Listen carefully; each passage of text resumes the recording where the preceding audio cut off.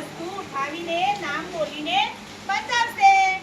ચલો, શું છે લાંબુ, શું છે ગોળ? શું છે લાંબુ, શું છે ગોળ? શું છે લાંબુ, શું છે ગોળ? શું છે લાંબુ, શું છે ગોળ? શું છે લાંબુ, શું છે ગોળ? શું